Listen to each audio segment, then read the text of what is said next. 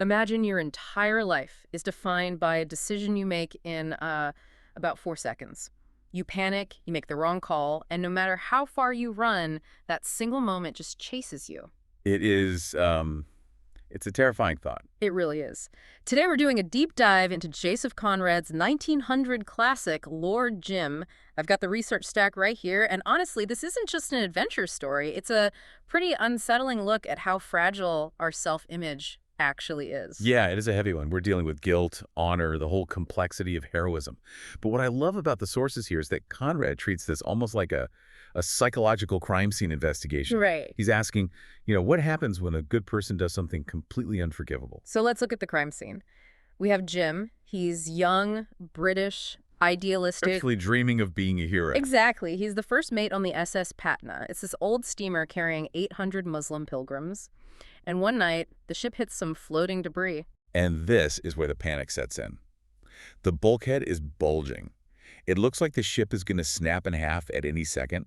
The captain, this gross, cowardly guy named Gustav, and the rest of the crew just decide to bail. They lower a lifeboat, leaving 800 passengers asleep and doomed. Now, Jim actually despises these guys. He thinks he's much better than them. But in this chaos, with the ship seemingly going down, he experiences this total paralysis of will.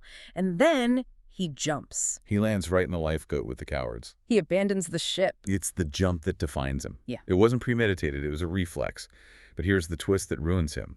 The Patna didn't actually sink. Right. I was reading the historical notes on this, and it's wild. This is based on a real event, the SS Jeddah in 1880. The real first mate, Austin Podmore Williams, did exactly this. Yeah, the French Navy found the ship drifting and just towed it into port with all the pilgrims completely safe. Which turns the crew's cowardice into a global joke. They didn't just fail, they failed unnecessarily. When they get to port, the other officers flee, but Jim stays. He faces the trial. He loses his certification, he wants to face the music, but the shame is unbearable because he looks like a monster, yet he feels like a victim of circumstance. This is where we meet Marlow, the narrator. He's an older sea captain sitting at the trial watching Jim. And he keeps repeating this phrase that really stuck with me. He says he was one of us. That is the key to the whole book. One of us sounds like a compliment, like he's a good British lad.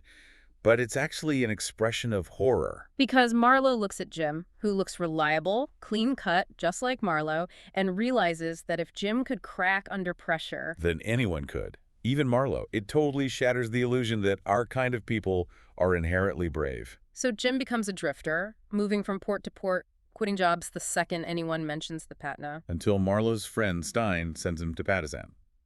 It's a remote settlement, likely in Sumatra, completely cut off from the world. This is the redemption arc.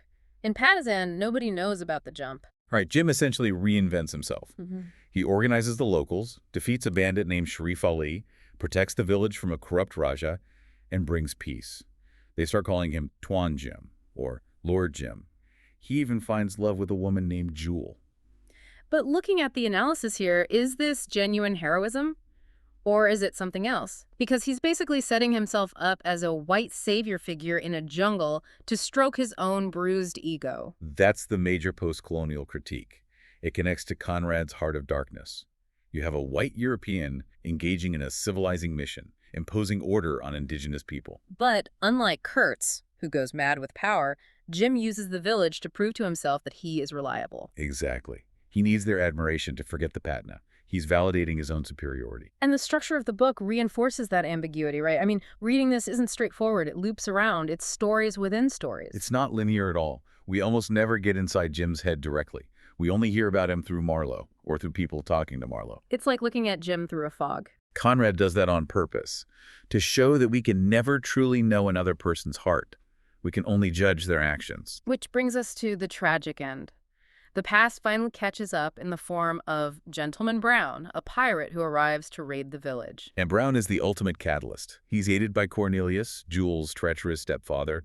Brown intuitively senses Jim's hidden shame and just manipulates him. Jim tries to offer Brown safe passage out. Mercy, essentially. But Brown uses that chance to ambush Jim's allies. He kills Dane Warris, the son of Jim's closest ally, Chief Doraman. This part, I really struggle with it. Jim promised the chief his son would be safe. So Jim just walks into Dorman's camp unarmed and lets the chief shoot him dead. It's the ultimate act of taking responsibility. But is it? Or is it just suicide? It feels like he's finally finding a way to execute himself so he doesn't have to live with another failure. That is the big debate. Does he die a hero, proving he can finally stick to his word? Or does he die a coward, fleeing from the hard work of living with his mistake? Conrad doesn't answer it. It really makes you wonder about the universe Conrad is building here. It feels incredibly cold. It is cold. Yeah. Conrad often alludes to a destructive element in the world. The universe doesn't care about your intentions or your redemption arc. It only cares about what you do. You can spend a lifetime trying to atone, but one mistake can still sink you. One destructive element. So here's a final thought for you to chew on. Conrad suggests this destructive element exists, but does the universe actually have malevolent intentions toward individuals like Jim? Or is it simply indifferent to our struggles for redemption? That is a fascinating question to end on. A study of a man trying to outrun 4 seconds of cowardice. That's Lord Jim. Thanks for taking this deep dive with us. It's been a pleasure. Catch you on the next deep dive.